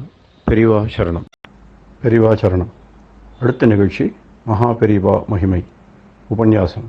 வழங்குபவர் பிரம்மஸ்ரீ கணேச சர்மா அவர்கள். அபார கருணா சிந்தும் ஞானதம் சாந்தரூபிணம் ஸ்ரீ சந்திரசேகர குரும் பிரணமாமி முதான்வகம். 1968 வருஷத்துல காஞ்சி மகாபிரிவா ஸ்ரீ ஜெயேந்திர சரஸ்வதி சுவாமிகளோட ஆந்திர பிரதேசத்துல யாத்திரையில இருக்கிறத பார்த்துட்டு வரோம். அதுல இந்த 68ஆம் வருஷம் மார்ச் மாசம் 16ஆம் தேதி பத்ராஜலம் அப்படிங்கிற இடத்துல ராமர் கோவில் கும்பாபிஷேகம் நடந்தது. அந்த பத்ராஜலம் கும்பாபிஷேகம் ரொம்ப விமரிசையா பெரியவா, புதுப்பெரிவா, அதேமாரி வானமாமலை ஜீயர், திருதண்டி ஸ்ரீமன் நாராயண ஜீயர் முதலான வைஷ்ணவாச்சாரிகள்லாம் கலந்து கொள்ள எல்லாரோட தலைமையிலையும் ரொம்ப விமரிசையா நடந்தது இந்த கும்பாபிஷேகம். இந்த கும்பாபிஷேகம் நடக்கிறதுக்கு முன்னால ஒரு முக்கியமான நிகழ்ச்சி நடந்தது. அதை கொஞ்சம் பார்க்கலாம். இந்த கோவில் திருப்பணி எல்லாம் பண்ணினது கணபதி ஸ்தபதி, SM கணபதி ஸ்தபதிங்கிற பெரிய ஸ்தபதி. இவர் எப்படி இந்த கைங்கரியத்துக்கு வந்தார், இந்த பத்ராஜலம் கோவில் திருப்பணி இவர் கைக்கு எப்படி வந்தது, அதுல என்னென்ன சில முக்கியமான நிகழ்ச்சிகள் சுவாரஸ்யமா நடந்தது அப்படிங்கறத தான் நாம பார்க்க போறோம். அப்போ அந்த ஆந்திரா அரசாங்கத்துல அறநிலையத்துறை அமைச்சரா இருந்தார் சந்திரமௌலி அப்படிங்கிற ஒரு மந்திரி. இந்த சந்திரமௌலி அப்படிங்கிறவர் தமிழ்நாட்டில் முதலமைச்சர் அந்த பக்தவத்சலம் அவரோட நெருங்கிய நண்பர். இந்த சந்திரமௌலி பத்ராஜலத்துல ஒரு பெரிய கல்யாண மண்டபம் கட்டணும் அப்படின்னு ஆசைப்பட்டார். ஏன்னா இந்த ஸ்ரீராமநவமி உற்சவம் பத்ராஜலத்துல ரொம்ப விமரிசையா நடக்கும். லட்சக்கணக்கான ஜனங்கள் வருவா. அதுல சீதா கல்யாணம் ரொம்ப முக்கியமான நிகழ்ச்சி. இந்த நிகழ்ச்சிகள்லாம் நடக்கிறதே ஜனங்களோட வசதி இல்லக்கெல்லாம் உத்தேசிச்சு அங்க ஒரு பெரிய கல்யாண மண்டபம் இருந்ததுன்னா அந்த கல்யாண மண்டபத்துல சுவாமிய ராமர் சீதையெல்லாம் எடுத்துன்னு போய் திருக்கல்யாண உற்சவம் எல்லாம் பண்ணா சௌரியமா இருக்கும் அப்படிங்கிறதுனால ஒரு பெரிய கல்யாண மண்டபம் கட்டணும், அது ரொம்ப அழகா இருக்கணும் அப்படிங்கிறதுனால இந்த சந்திரமௌலி அவர்கள் ஆசைப்பட்டு யாரை விட்டு பண்ண சொல்லலாம் அப்படின்னு நினைக்கிறதே GC பாலசுப்ரமணியர் அப்படிங்கிற ஒரு பக்தர், கணபதி ஸ்தபதிக்கு ரொம்ப நெருங்கின நண்பர். ஆந்திரா அரசாங்கத்துல இன்னும் பல இடங்கள்ல, திருப்பதியில முதலான இடங்கள்லாம் இந்த கணபதி ஸ்தபதி பல காரியங்கள் செய்யறதுக்கு இந்த பாலசுப்ரமணியர் ரொம்ப முக்கியமா காரணமா இருந்திருக்கு. இந்த பாலசுப்ரமணியர் சந்திரமௌலி அப்படிங்கிற இந்த மந்திரிட்ட கணபதி ஸ்தபதி அறிமுகப்படுத்தி வச்சு, இவர் ரொம்ப நன்னா பண்ணுவர், இவரை பண்ண சொல்லலாம் அப்படின்னு. உடனே இந்த கல்யாண மண்டப வேலை கணபதி ஸ்தபதிக்கு வந்தது. அப்படி கணபதி ஸ்தபதி பெரிய பிளான் போட்டு பிரமாதமா அதை கட்டுறார். பல அமைப்புல அது இருந்தது. அதுல சித்திரகூடம் அப்படிங்கிற ஒரு அமைப்பு. அந்த சித்திரகூட மண்டபத்துக்கு கருங்கல் வேணும். அநேகமா எல்லாமே கருங்கல் திருப்பணியாவே இங்க நடந்தது. இந்த கருங்கல் வேணும் அப்படின்னு பார்த்தா அதுக்கு சரியான கல்லு கிடைக்கல. அப்படி கல்லு கிடைக்கல அப்படிங்கிறது ஒரு நாளைக்கு இந்த கணபதி ஸ்தபதிக்கு சொப்பனம் வந்தது, கல்லு கிடைச்சுட்டாப்பல. ஆனா இந்த கனவு நினைவாச்சு. உடனே மறுநாளைக்கு இவரோட அசிஸ்டன்ட்ல ஒருத்தர் ஓடி வந்து, கல்லு கிடைக்கிற இடம் கிடைச்சிடுத்து. இவ பல இடங்கள்ல கல்லை தேடி பார்த்தா சரியான அதுக்கு அமைப்பான கல்லு கிடைக்கல. அப்படி இருக்கிறதே தான் சொப்பனம் வர ஒருத்தர் ஓடி வந்து சொன்னார், இந்த பத்ராஜலத்துக்கிட்டே ஒரு இடத்துல ஒரு கல்லு இருக்கு, பார்த்துட்டு வந்தாச்சு, கல்லு கிடைச்சிரும் அப்படின்னு சொன்னார். அது என்ன இடம் அப்படின்னா, அந்த இடத்துக்கு பேர் பத்ராஜலத்திலேருந்து 25 கிலோமீட்டர். அதுக்கு பேர் பர்ணகசாலை அப்படின்னு பேரு. அந்த இடத்துக்கு பேர், இந்த கிராமத்துக்கு பேர் பர்ணகசாலை. அப்படின்னா இந்த இடத்துக்கு என்ன சிறப்பு அப்படின்னா, ராமாயணத்துல பாக்குறோம், வனவாசத்துல ராமரும் சீதை லக்ஷ்மணன் 3 பேரும் வனவாசங்கள்ல இருந்த சமயங்கள்ல பல இடங்கள்ல பர்ணசாலை போட்டுன்னு இருந்தா. அப்படி இருக்கிறதே தான் ஒரு இடத்துல இருக்கிறதே ராவணன் வந்து சீதைய மார்வேஷத்துல வந்து கவர்ந்துன்னு போனார் அப்படின்னு ராமாயணம் படிக்கிறோம். எந்த இடத்துல ராமாயணத்துல ராவணன் வந்து சீதையை எடுத்துன்னு போனானோ அந்த இடம் தான் இந்த பர்ணகசாலை அப்படிங்கிறது. அந்த பர்ணகசாலை பத்ராஜலத்திலிருந்து 25 கிலோமீட்டர் இருக்கு. அங்க மலையெல்லாம் இருக்கு, அங்க நல்ல கல்லெல்லாம் இருக்கு அப்படின்னு சொல்ல கணபதி ஸ்தபதி சந்தோஷமா அங்க போய் பார்க்க அதுக்கு வேண்டிய கல்லெல்லாம் கிடைச்சது. அப்புறம் இந்த மண்டப திருப்பணி நன்னா நடந்து பிரமாதமா ஆயிடுத்து. இந்த கல்யாண மண்டபம் பூர்த்தியாச்சு. அப்போ இந்த பத்ராஜலம் கோவில்ல இருக்கிற அந்த அர்ச்சகர்கள்லாம் என்ன பண்ணினா, இந்த மந்திரிகிட்ட சொன்னா, இவ்வளவு பிரமாதமா கல்யாண மண்டபம் எல்லாம் கட்டி எல்லாம் திருப்பணி எல்லாம் பண்ணிருக்கு, ஆனா இந்த ராமர் கோவில் ரொம்ப பழசா இருக்கு, அதுவும் கர்ப்ப கிரகத்துக்குள்ள மழை பெஞ்சதுன்னா தண்ணி எல்லாம் ஒழுகிறது, எலி தொல்லையெல்லாம் ஜாஸ்தியா இருக்கு, ஒரு சாமானம் வைக்க முடியல, அதனால இதையும் ஒரு திருப்பணி பண்ணி சிறப்பா இதுக்கு ஒரு கும்பாபிஷேகம் பண்ணி கொடுத்துட்டா ரொம்ப சந்தோஷமா இருக்கும் அப்படின்னு இந்த பூஜகர்கள்லாம் இந்த மந்திரிகிட்ட சொல்ல, உடனே மந்திரி சந்தோஷமா கோவில் திருப்பணியும் பண்ணிடலாம் அப்படின்னு சொல்ல உடனே கணபதி ஸ்தபதிட்ட சொன்னார், அந்த வேலையை நீங்க தான் எடுத்துக்கணும், பண்ணணும், இந்த கோவிலை பழையபடி ரெனோவேட் பண்ணணும் அப்படின்னு. இந்த கோவிலோ பெரிய பரம பக்தரான ராமதாஸ் அப்படிங்கிற பக்தர் கட்டினது அப்படின்னு முன்னமே பார்த்தோம். பத்ராஜல ராமதாஸ் கட்டினது இந்த ராமர் கோவில். அதுக்கு முன்னாலேயே இருந்தது, அவரும் திருப்பணி பண்ணியிருந்தது. அந்த கோவிலை கட்டணும் அப்படின்னு பிளான் போடுங்க அப்படின்னா கணபதி ஸ்தபதி பிளான் போட்டார். அது 3 நிலையில உள்ள ஒரு விமானத்தோட கர்ப்ப கிரகம், அர்த்த மண்டபம், இந்த முன்னால முகமண்டபம் இதெல்லாம் வச்சு பிரமாதமா கட்டிடணும் அப்படின்னுட்டு. ஏன்னா முன்னால சின்ன கோவிலா இருந்தது. இத முழுக்க கருங்கல் திருப்பணியாவே பண்ணிடணும் அப்படின்னு அவ தீர்மானம் பண்ணி இதுக்கு பிளான் எல்லாம் போட்டா. இப்படி பிளான் எல்லாம் போட்டு வேலையை ஆரம்பிக்கலாங்கிறதே ஒரு பெரிய பிரச்சனை வந்துடுத்து. என்னன்னா, சில பேர் எல்லாரும் சேர்ந்து, அதாவது இந்த மந்திரிக்கு சில பிடிக்காதவாள்லாம் இருப்பாளே, அவள்லாம் சேர்ந்துட்டு இந்த பத்ராஜல ராமதாஸ் கட்டின கோவில்ல திருப்பணி பண்ணி இந்த சந்திரமௌலிங்கிற மந்திரி நல்ல பேர் வாங்கிட்டு இவர் பேர் வாங்கிக்கிறதுக்கு பாக்குற, அதனால இது பண்ணக்கூடாது, ஒரு பெரிய மகான் கட்டின கோவில், அதை போய் யாரும் அதுல கை வச்சு ரிப்பேர் பண்ணக்கூடாது, அப்படி இப்படின்லாம் எல்லாரும் ஒரே மக்களமா ஆயிடுத்து. இத மாதிரி பல எதிர்ப்புகள்லாம் வர அந்த மந்திரி என்ன பண்ணினார், இல்ல நல்ல காரியம் தான் பண்றான், எந்த ஒரு நல்ல காரியத்துக்கும் எதிர்ப்பு வரத்தான் வரும், பாராட்டத்துக்கு 10 பேர் இருப்பா, அதை எதிர்க்கிறதுக்கு 10 பேர் இருப்பா, இருந்தாலும் நம்ம இதை செய்யணும், ஏன்னா அந்த பூஜகர்கள்லாம் ரொம்ப சிரமப்படுறா, கஷ்டப்பட்டு வா சொல்றதுனால நம்ம இதை சரி பண்ணணும் அப்படின்னு சொல்லிட்டு தைரியமா அதுக்கு ஸ்தபதியை விட்டு பிளான் எல்லாம் போட சொல்லி எல்லாம் பண்ணினார். அப்படி பண்றதே அந்த அளவுல ஒரு பிரச்சனை வந்தது. அந்த முதல்ல இருந்த அந்த கர்ப்ப கிரகம் 7க்கு 7 அளவுல இருந்தது. 7 அடிக்கு 7 அடி அப்படிங்கிறாப்புல. அப்படின்னா பாத்துக்கோ எவ்வளவு சின்னதா இருந்திருக்கலாம் அப்படின்னு.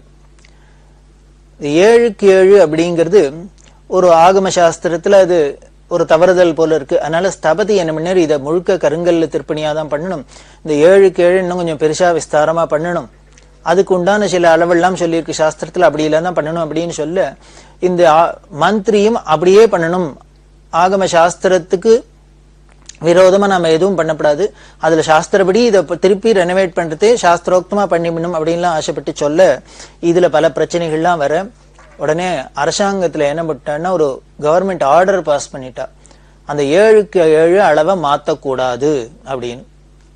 ராமதாஸ் கட்டியிருக்கார், அதனால அந்த அளவை மாத்தக்கூடாது அப்படின்னு. ஆனா இந்த சிற்பிக்கோ இல்ல இந்த மந்திரிக்கோ இவாளுக்கெல்லாம் இதுல உடன்பாடு இல்லை. இதை பண்றத என்னன்னா பிரமாதமா பண்ணணும், சரி பண்ணணும் அப்படின்னு பாக்குறா. ஆனா பல எதிர்ப்பு இருக்கு, அதுக்கேற்றப்பல அரசாங்க ஆணையம் இருக்கு. இப்படி குழம்பின்னு இருக்கிறது, இந்த வேலை அப்படியே தடைபட்டு நிக்கிறது. அந்த சமயத்துல என்னன்னா பெரியவாள்கிட்ட கேட்கலாம், காஞ்சி பெரியவர்கிட்ட போய் கேட்கறது, அவர் என்ன சொல்றாரோ அப்படி பண்றது அப்படிங்கிறதுனால ஒரு தீர்மானத்துக்கு வந்து பெரியவாள்கிட்ட வந்து கேட்டா. பெரியவா என்ன சொல்லிட்டான்னா, ராமதாஸ் வச்ச அளவை மாத்தக்கூடாது அப்படின்னு பெரியவாளும் இதே தீர்ப்பு சொல்லிட்டா. இதே தீர்ப்பு சொன்னா இவாளுக்கெல்லாம் அதுல சொரத்து இல்லாத படுத்து, என்ன பெரியவாளும் இதையே சொல்றாளே அப்படின்னு விட்டு அப்படி யோஜனை பண்றதே என்னமுன்னா, அந்த மந்திரி சொன்னார், ஸ்தபதிட்டு நீங்க முதல்ல கோவிலை இடிச்சிடுங்க, பழைய கோவிலை இடிச்சாதான் இப்ப அடுத்தது புது கோவில் கட்டியே ஆகணுங்கிற ஒரு தீர்மானத்துல ஒரு நெசசிட்டியில எல்லாரும் ஒத்துப்பா, இல்லையா அந்த எதிர்ப்பு இருந்துதான் இருக்கும் அப்படின்னு சொல்ல இவ என்ன பண்ணிட்டா, அதிரடியா கோவில் இடிச்சாச்சு, பழைய கோவில் இடிச்சாச்சு. அந்த மூல விக்கிரகமா இருந்த ராமருக்கு ஒரு மரப்பெட்டி போட்டு அதுல பாதுகாப்பா வச்சு அதுல தினம் தரிசனத்துக்கு அந்தந்த காலத்துல நைவேத்தியம் பண்றது இது மாதிரிலாம் வச்சிருந்தா. அதுக்கப்புறம் பாலாலயம் பண்ண சொல்லி இந்த கோவிலை இடிச்சு எல்லாம் எடுத்தாச்சு. எடுத்தா இன்னும் எதிர்ப்பு ஜாஸ்தி ஆயிடுது. இது மாதிரி ஒரு சந்தர்ப்பத்துல முதலமைச்சர் பிரம்மானந்த ரெட்டி அவரோட தலைமையில அவரோட அலுவலகத்துல எல்லாரையும் கூப்பிட்டு ஒரு மீட்டிங்க்கு ஏற்பாடு பண்ணியிருந்தா. இந்த மீட்டிங்க்கு கணபதி ஸ்தபதியும் பேருக்கு, இதுக்கு உண்டான இப்ப புதுசா போட்டிருக்க வரைபடம் எல்லாத்தையும் எடுத்துன்னு போய் எல்லாம் பண்ணியிருக்கு. அங்க மீட்டிங்ல பேசிண்டே இருக்கிறதே எல்லாரும் திருப்பி திருப்பி இதே இருக்கு, பண்ணக்கூடாது, மாத்தக்கூடாது, மாத்தலாம், மாத்தக்கூடாது, மாத்தணும் அப்படின்னு. அதாவது ஒருத்தருக்கு ஒருத்தர் ஒத்தே போகல. மாத்தக்கூடாதுன்னு ஒரு கட்சி, இந்த அளவை மாத்தக்கூடாதுன்னு மாத்தணும்னு ஒரு கட்சி, இப்படியே இருந்ததுனால இழுபழியா இருக்கிறதே சிஎம் பார்த்தர். அவருக்கு என்ன பண்றதுன்னு தெரியல. அப்ப கணபதி ஸ்தபதி என்ன பண்ணிட்டார், கொஞ்சம் அவருக்கு பொறுமையா போயிடுத்து, என்ன திருப்பி திருப்பி இதே அரைச்சமாவே அரைச்சுட்டாப்புல இதே பேச்சிலே இருக்கு. உடனே என்ன பண்ணார், நேர சிஎம் கிட்ட போனார், உங்களுக்கு ராமர் முக்கியமா, ராமர் கோவில் முக்கியமா அப்படின்னு கேட்டு. ஏன்னா ராமரையோ இப்ப கோவில் அடிச்சாச்சு, அந்த இடத்துல இப்ப ராமர் நித்திய பூஜை இல்லாத இருக்கார், பாலாலயம் பண்ணி வச்சிருக்கு. அதனால கூடிய சீக்கிரம் இந்த ஆலயத்தை நாம கட்டி கும்பாபிஷேகம் பண்ணி ராமருக்கு நித்திய பூஜை பண்றதுதான் பார்க்கணுமே வழிய, இப்ப இந்த அளவு சரியா அதுவா இதுவான்னு இதுல போய் ஒரு பிரச்சனையில இருக்கு. அதனால உங்களுக்கு ராமர் முக்கியமா கோவில் முக்கியமா அப்படின்னு சிஎம் கேட்டோன்னு எல்லாரும் பயந்து போயிட்டா, என்ன இவ்வளவு தைரியமா இவர் போய் ஒரு முதலமைச்சர்கிட்ட பேசுறாரு அப்படின்னு. காரணம், இந்த பிரம்மானந்த ரெட்டிட்ட ஸ்தபதிக்கு ரொம்ப ஒரு அந்யோன்யமான நெருக்கமான உறவு இருந்ததுதான் காரணம், நட்பு இருந்தது காரணம். உடனே சிஎம் சிரிச்சினர். அப்போ நிதி அமைச்சரா இருந்தார் சென்னாரெட்டி. உடனே சென்னாரெட்டியை கூப்பிட அப்படின்னு பினான்ஸ் மினிஸ்டர் வந்தார். வந்தோடனே சிஎம் அவர்கிட்ட சொல்றார், ஸ்தபதி கேட்கிறார், இந்த சென்னாரெட்டிக்கும் கணபதி ஸ்தபதி ரொம்ப நெருக்கமானவர், நண்பர் தான். ஸ்தபதி கேட்கிறார், ராமர் முக்கியமா கோவில் முக்கியமானு கேட்கிறார், இப்ப என்ன தீர்மானம் பண்ண போறது நீங்க சொல்லுங்க அப்படின்னு. உடனே சென்னாரெட்டி சொன்னார், இது மத சம்பந்தமான விஷயம், ஒரு சாஸ்திர சம்பந்தமான விஷயம், அதுல நாம என்னத்தை தீர்ப்பு சொல்றதுக்கு இருக்கு, நாம இதுல ஒரு தீர்மானம் பண்ண முடியாது, தீர்ப்பும் சொல்றது நியாயமும் இல்லை, சொல்ல முடியாது. ஏன்னா இது ஒரு மத சம்பந்தமானது, ஒரு வழிபாட்டு ஸ்தலம், அதுக்குன்னு சில சாஸ்திரங்கள்லாம் இருக்கு, அதுல போய் நாம தலையிட முடியாது, தலையிடுறது நியாயமும் இல்லை. அவெல்லாம் ஒண்ணு பண்ணட்டும், இதுக்கு முதல்ல அளவை யாரு சொன்னாலோ அவர்கிட்டயே போய் கேட்கட்டும்னு. அதாவது தட் மீன்ஸ் என்ன, முதல்ல இந்த அளவு 7க்கு 7 தான் யாரு வைக்கணும் அதே அப்படின்னு சொன்னது பெரியவா தானே சொன்னா, அந்த ராமதாஸ் பண்ணின அளவை மாத்தக்கூடாதுன்னு. அதனால திருப்பி இவா பெரியவாள்கிட்டயே போகட்டும், அங்கேயே போய் வாத பிரதிவாதமோ என்னமோ அங்க பண்ணி பெரியவா என்ன திருப்பி சொல்றாலோ அதை கேட்டுன்னு வரட்டும். இதெல்லாம் இது மாதிரி சாஸ்திர சம்பந்தமான விஷயங்கள், மத சம்பந்தமான விஷயங்களுக்கெல்லாம் அவர் தான் ஜெகத்குரு, அவர் தான் இதுக்கு சரியான தீர்ப்பு சொல்லணும், அதுதான் அங்க அத்தாரிட்டி, அதனால அவர்கிட்டயே போகட்டும் அப்படின்னு. உடனே சிஎம் சொன்னார், சரிப்பா அப்ப எல்லாரும் நீங்க காஞ்சிபுரம் போங்க, பெரியவாள்கிட்ட போய் எல்லாத்தையும் கேட்டுன்னு வாங்கோ, தீர்மானம் பண்ணிட்டு வாங்கோ அப்படின்னு. ஒரு 4 கார அரசாங்க காரை கொடுத்துச்சா, எல்லாருமே அந்த கமிட்டிக்காரா எல்லாரும் போறா. அதுல கணபதி ஸ்தபதியும் போனர். வந்து பெரியவாள்கிட்ட காஞ்சிபுரத்துல எல்லாரும் விஞ்ஞாபனம் பண்ணிக்கிறா. அந்த குழுவுல முக்கியமா வந்தவர் ஆந்திர பிரபா எடிட்டர் நீலம் ராஜு வெங்கடசேஷையா. வெங்கடசேஷையா வந்து பெரியவாள்கிட்ட சொன்னார், அதாவது பத்ராஜலம் கோவில் இது மாதிரி நின்று இருக்கு, அளவுல இது மாதிரி வித்தியாசப்படுறதுனால எல்லாருக்கும் வாத பிரதிவாதங்கள் நடக்கிறது, பெரியவா தீர்ப்பு சொன்னோம் அப்படின்னா. பெரியவா இல்லைன்னு சாப்பிட்டு வரச்சுன்னா எல்லாம் விஷயங்கள்லாம் விசாரிச்சுண்டு இன்னும் தீர்ப்பு சொல்லல. அப்படி இருக்கிறதே கணபதி ஸ்தபதிக்கு ஒரு பொறுமை இழந்து கோபம் வந்துருத்து. ஏன்னா முன்ன நேர பெரியவாள்கிட்ட சொன்ன, பெரியவா ஆகம சில்ப சதஸ்லாம் வருஷா வருஷம் நடத்தி இந்த சிற்பிகளுக்கெல்லாம் ஒரு பெரிய பொது வாழ்வு கொடுத்துருக்கா. அப்படி இருக்கிற பெரியவா 6 வருஷம் நாம் கஷ்டப்பட்டு கல்லெல்லாம் அடிச்சு கர்ப்ப கிரகத்துக்கு கருங்கல்லாலே திருப்பணி பண்றதே, திருப்பி புதுசா பண்றதே கருங்கல்லால பண்ணணும் அப்படிங்கிறதுனால 6 வருஷம் கஷ்டப்பட்டு கல்லெல்லாம் தேடி எடுத்து அதுக்கு உண்டான வர்க்கங்கள்லாம் அடிச்சு எல்லாம் வச்சாச்சு. அந்த சமயத்துல பிரச்சனை எழும்புறதே, இந்த அளவு பிரச்சனை வரதே பெரியவாள்கிட்ட வந்து கேட்டா பெரியவா பழைய அளவு தான் இருக்கணும், மாத்தப்படாதுன்னு சொல்லிட்டா.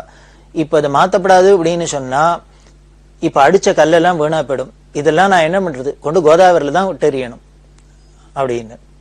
அதுக்கு மேல அதுக்கு சாஸ்திர விரோதமா இருக்கு. இப்ப பண்றதே புதுசா பண்றதே சாஸ்திரோக்தமா பண்ணணுங்கிறதுனாலதான் ஆகம சாஸ்திரப்படி பண்ணணும்னு தான் பண்ணிருக்கு.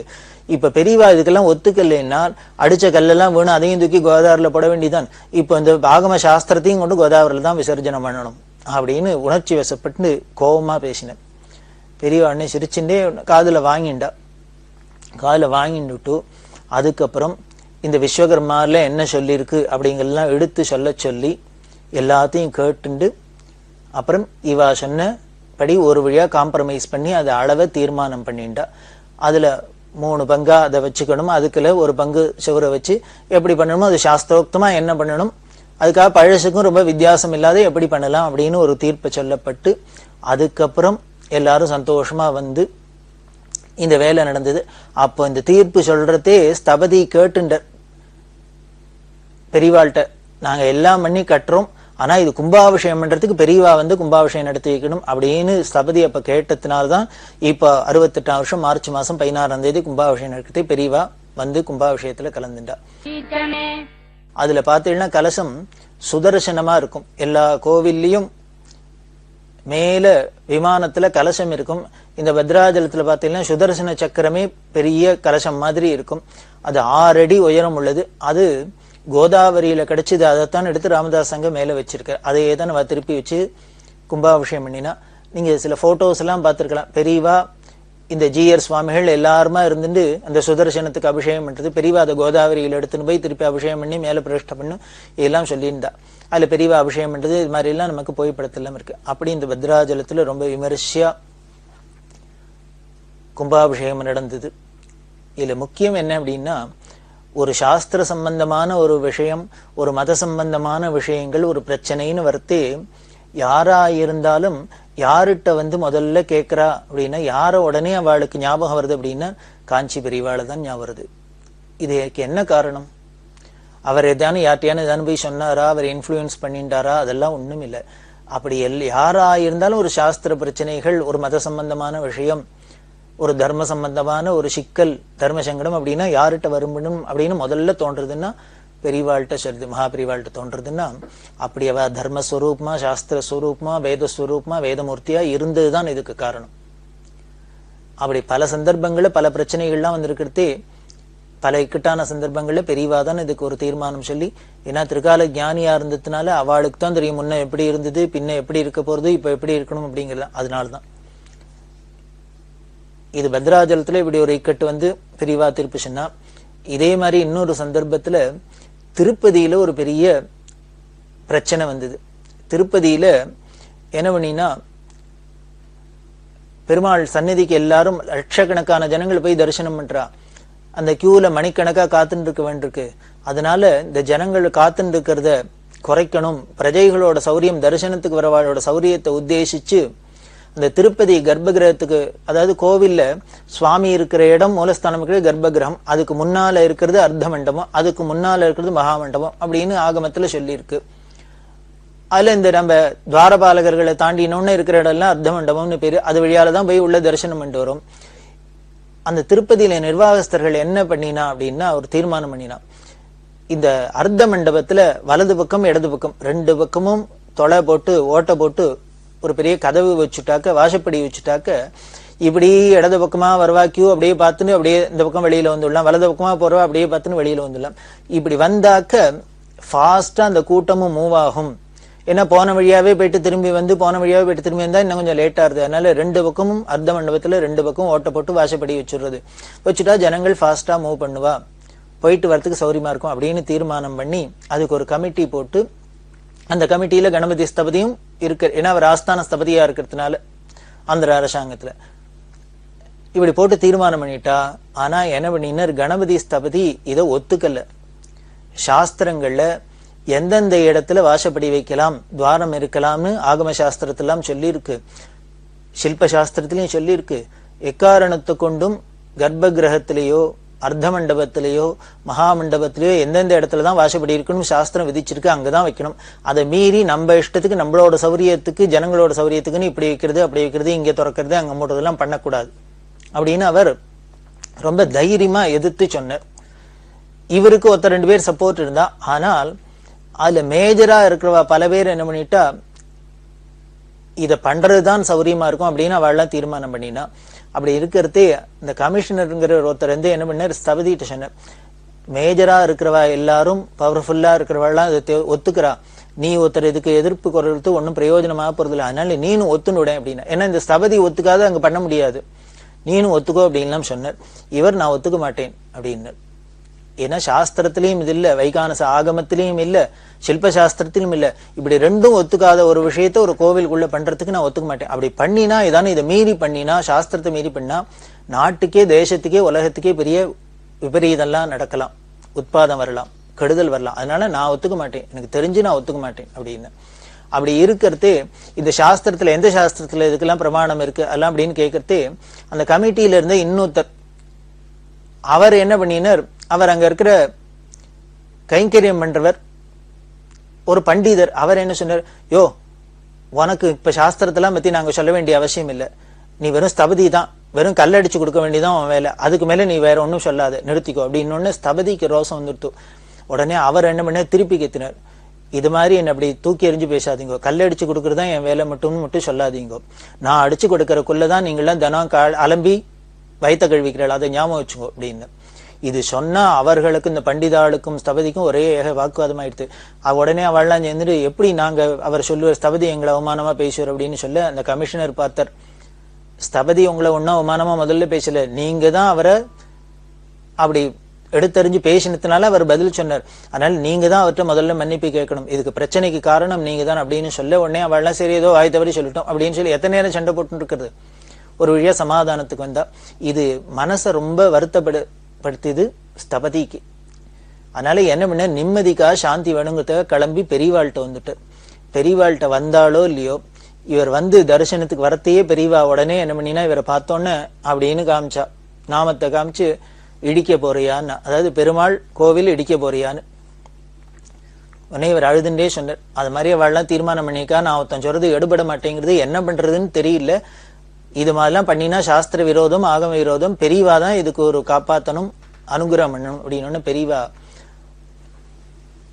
ஸ்தபதிக்கு ஆறுதல் சொல்லி தைரியம் சொல்லி, கவலைப்படாத, நீ தர்மத்தை தானே நினைக்கிற, நல்லது தானே சொல்ற, அதனால உன் மனசுபடியே நடக்கும் போ, சத்தியமேவ ஜெயத்தை அதானே சொல்றது வேதம், அதனால என்னைக்கும் வாய்மையே வெல்லும், கவலைப்படாத, நீ போ மனசுபடியே நடக்கும் அப்படின்னு இவர் சொன்னார். பெரியவா எனக்கு என்னமோ தைரியம் சொல்றான், ஆனா இங்க இப்போ மிஷின்லாம் கொண்டு வந்து இடிக்கிறதுக்கு எல்லாம் ஏற்பாடெல்லாம் ஆயின்னு இருக்கு, எனக்கு என்னமோ இது நிற்கும்னு தோணல அப்படின்னு. கவலைப்படாத, நீ நினைச்சபடியே நடக்கும், சுவாமி இருக்கார், பெருமாள் இருக்கார், நீ போயிட்டு தைரியமா வீட்டுக்கு போ அப்படின்னு. இவர் உடனே திருப்பி ஹைதராபாத் வந்துட்டு, ஹைதராபாத் வந்தாலும் நில கொள்ளல, என்ன பண்ண இவரையும் மரியாதை, இவருக்கு ரொம்ப நெருங்கின நண்பர் முதலமைச்சர் பிரம்மானந்த ரெட்டின்னு சொல்லலையா, அவர் வீட்டுக்கு காலங்காலத்தாலே எந்தின்னு தூக்கத்துல இருந்தவர் வடிகாலத்தாலே எந்தின்னு போயிட்டார். இந்த செக்யூரிட்டி பார்த்துட்டு, சார் என்ன இவர ஸ்தபதியை தெரியும், இங்க இப்போ வந்திருக்கேளே அப்படின்னு அவர்கிட்ட பேசின்னு இருக்க. அந்த சமயத்துல பிரம்மானந்த ரெட்டி பால்கனிக்கு வந்துட்டு பார்த்துட்டு ஸ்தபதிகாரு வாங்கோ அப்படின்னு உள்ள கூப்பிட்டார். என்ன அப்படின்னா, இவரை பார்த்தாலே ஒரு மாதிரி கலவரமா இருக்காரு இல்லையோ, என்ன உங்களுக்கு பிரச்சனை ஏன் அப்படின்னு. இது மாதிரி அவ திருப்பதியில 2 பக்கம் அர்த்த மண்டபத்துல ஓட்ட போட்டு வாசப்படி வைக்கணுங்கிறா, இது சாஸ்திர விரோதம். நான் பெரியவாள்கிட்ட போய் சொன்னேன், பெரியவாளும் இதுக்கு அனுகிரகம் பண்ணியிருக்கா, நீ மனசுபடிதான் நடக்கும், இது எதுவும் வராது கவலைப்படாதுன்னு சொல்லியிருக்கா, நீங்க தான் பாத்துக்கணும் அப்படின்னு சொல்ல பிரம்மானந்த ரெட்டி சொன்னார், ஃபைல் எங்கிட்ட தானே வரும், நான் பாத்துக்கிறேன், கவலைப்படாத, நீ வீட்டுக்கு போ அப்படின்னு சொல்லி தேர்தல் சொல்லி அனுப்பிச்சார். அப்போ என்ன ஆச்சு, ஃபைல் வந்தது என்ன ஆச்சு அப்படிங்கிறது நமக்கு இது ஒன்றும் பெருசா சொல்ல வேண்டாம், இப்ப பார்த்தாலே தெரியுது. இன்னி வரைக்கும் அந்த இடத்துல அர்த்த மண்டபத்துல வாசப்படி வரல, துவாரம் விழல அப்படின்னா இது பெரியவாளோட தபோபலத்தினால நடக்கிறது. இது சாஸ்திர விரோதமா எந்த காரியமா நடந்தா அதை தடுத்து நிறுத்தத்துக்கு தானே ஒரு பெரியவா அவதாரம், தர்ம சம்ஸ்தாபனார்த்தம் சம்பவாமி யுகேகேன்னு சொல்றாப்புல. அப்படி பெரியவா அனுகிரகத்தினால பல நிகழ்ச்சிகள் நடந்துருக்கு. பெரியவா சரணம். இந்நிகழ்ச்சியின் அடுத்த பகுதி நாளை மாலை இதே நேரத்தில் ஒளிபரப்பாகும். பெரியவா சரணம். பெரியவா சரணம். அடுத்த நிகழ்ச்சி திருவாசக இன்னிசை. வழங்குபவர் ஸ்ரீ சத்குருநாத தேசிகர் அவர்கள். பெரியவா சரணம். திருச்சிற்றம்பலம். ஆனந்தத்து அழுந்தல். புணர்ப்பதொக்க எந்த என்னை ஆண்டு பூண நோக்கினாய், புணர்ப்பதன்றிதென்ற போது நின்னுடன் நிதாம், புணர்ப்பதாக அன்றிதாக அன்பு நின் கழற்கணே, புணர்ப்பதாக அங்க நாள புங்கமான போகமே. போகம் வேண்டி வேண்டிலேன்,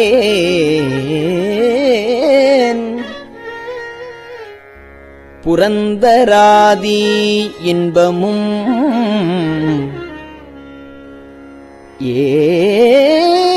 ஏகனின் கழல் இணையலாதிலேன் என் எம்பிரான். ஆகம் விண்டு கம்பம் வந்து குஞ்சி அஞ்சலிக்கணே,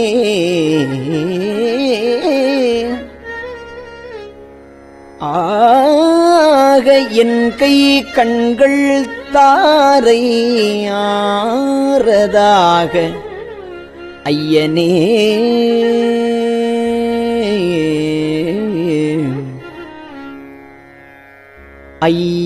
ஐயனின்னது அல்லது இல்லை மற்றோர் பற்று வஞ்சனேன், பொய் கலந்தது அல்லதில்லை பொய்மையேன் என் எம்பிரான். மை கலந்த கண்ணி பங்க வந்து நின் கழற்கணே, மெய் கலந்த அன்பரு அன்பு, மெய் கலந்த அன்பரு அன்பு எனக்கும் ஆக வேண்டுமே. மெய் கலந்த அன்பரு அன்பு எனக்கும் ஆக வேண்டுமே.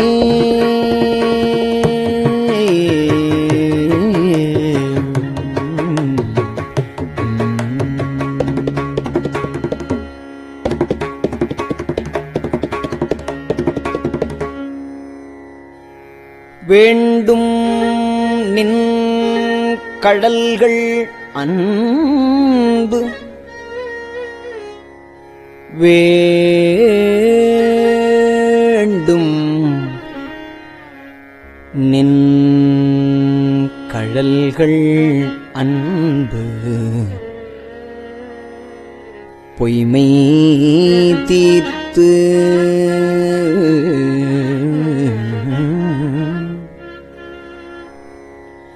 மெய்மையே வேண்டும். நின்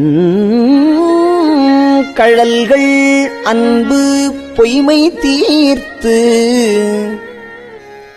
மெய்மையே ஆண்டு கொண்டு நாயினேனை ஆவ என்று அருளு நீ. பூண்டு கொண்டு பூண்டு கொண்டு அடியனேனும் போற்றி போற்றி என்றும் என்றும் மாண்டு மாண்டு வந்து வந்து மன்ன நின் வணங்கவே.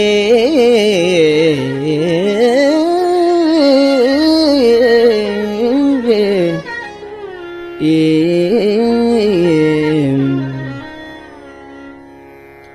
வணங்கும் நின்னை மண்ணும் விண்ணும் வேதம் நான்கும்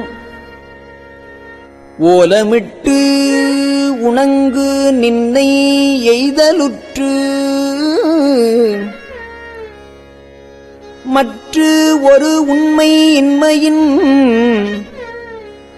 வணங்கி யாம் விடங்களேன் வணங்கி யாம் விடங்கள் என்ன வந்து நின்று அருளுதற்கு இணங்கு கொங்கை மங்கை பங்க என்கொலோ நினைப்பதே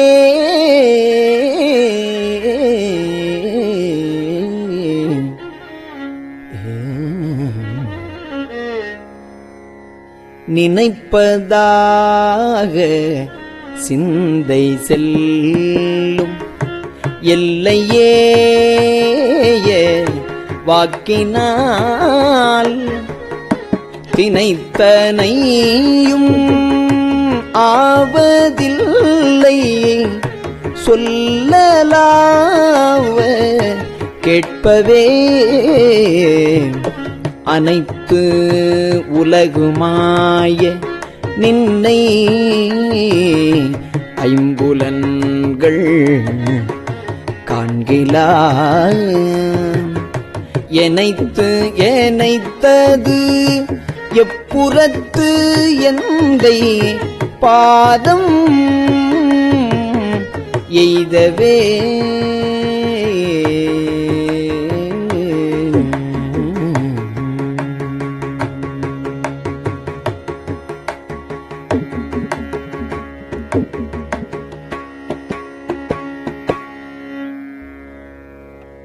எய்தலாவது என்று நின்னை எம்பிரான் இவ்வஞ்சனேற்கு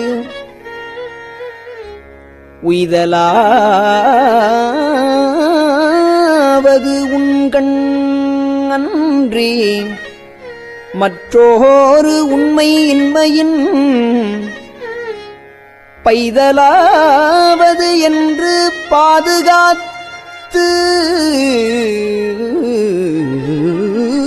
இறங்கு பாவியேற்கு ஈதலாது நின்கண் ஒன்றும் வண்ணமில்லை ஈசனே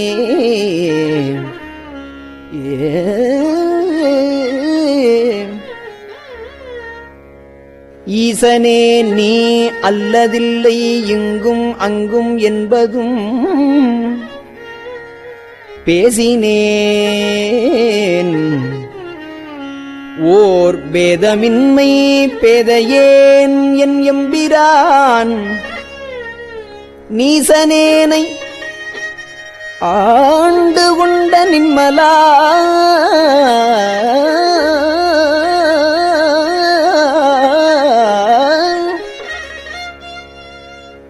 ஓர் நின்னலால் தேசனே ஓர் தேவர் உண்மை சிந்தியாது சிந்தையே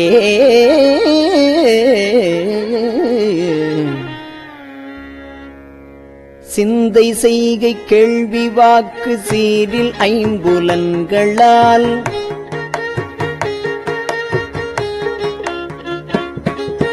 முந்தையான காலம் நின்னை எய்திடாத மூர்க்கனேன்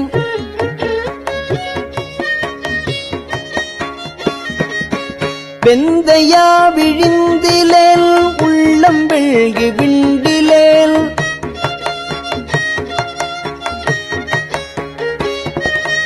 எந்தையாய நின்னை இன்னம் எய்தலுற்றிருப்பனே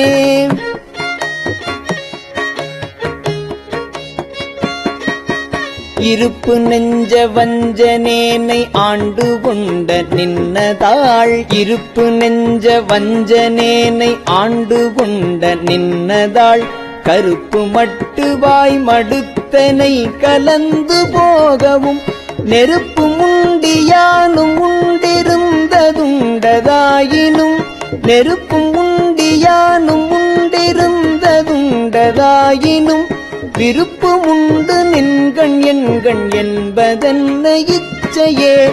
விருப்பும் உண்டு நின்கண் என்கண் என்பதென்ன இச்சையே.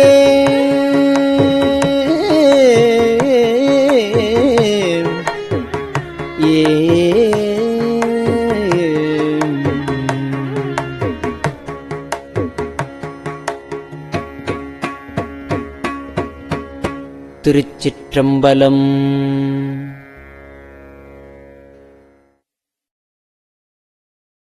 பெரியவா சரணம். இந்நிகழ்ச்சியின் அடுத்த பகுதி நாளை மாலை இதே நேரத்தில் ஒளிபரப்பாகும். பெரியவா சரணம். பெரியவா சரணம். பெரியவா வானொலியின் இன்றைய நிகழ்ச்சிகளின் நிறைவாக திருப்பொன்னூசல் வழங்குபவர் சத்குருநாத தேசிகர் அவர்கள். பெரியவா சரணம். திருச்சிற்றம்பலம். திருப்பொன்னூசல். மாதாடு பாகத்தன் உத்தரகோசமங்கை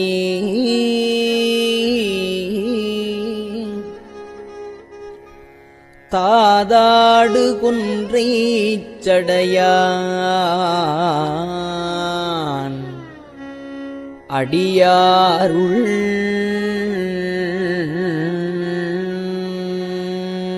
கோதாட்டி நாயேனை ஆட்கொண்டு என் தொல்பிறவி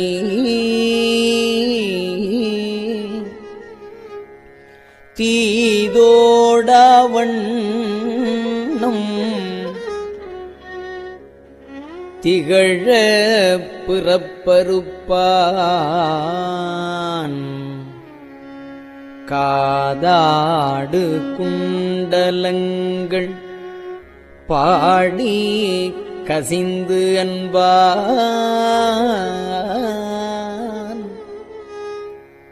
போதாடு பூன்முலையே போதாடு பூன்முலையே பொன்னூசல் ஆடாமோ.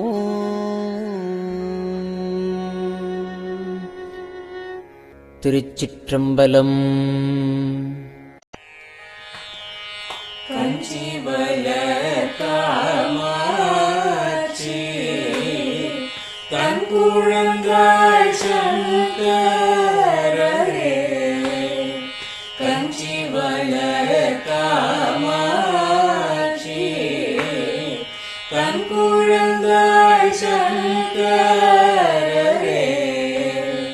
குரு சந்திரசேகரரே உறங்கிடுவீர்களே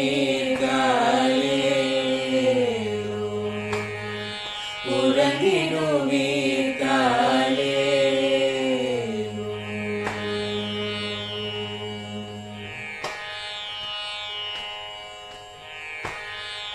ஆதிகுரு சங்கரராய் அன்றொரு நாள் வந்தவரே. 68 ஏகபதி காலேரு. ஏழுலகும் பூப்பவரே காப்பவரே கரப்பவரே. எல்லோர்க்கும் அருள்பவரே உறங்கிடுவீர்களே. அயனுடனே மாலவனோ தேடிய பொற்பதத்தவரே.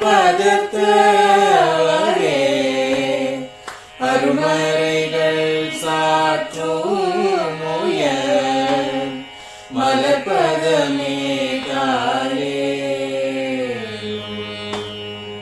முக்தி நிலை எய்திடவே சக்தி தரும் சத்குருவே. முக்தி நிலை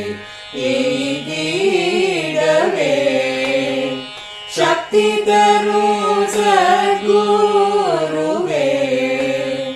நித்தமெங்கள் நாவீசையில் நித்திரை கொள்தாரே நித்தமெங்கள் நாவீசையில் நித்திரை கொள்தாளே நித்தமெங்கள் நாவீசையில் நித்திரை கொள்தாளே.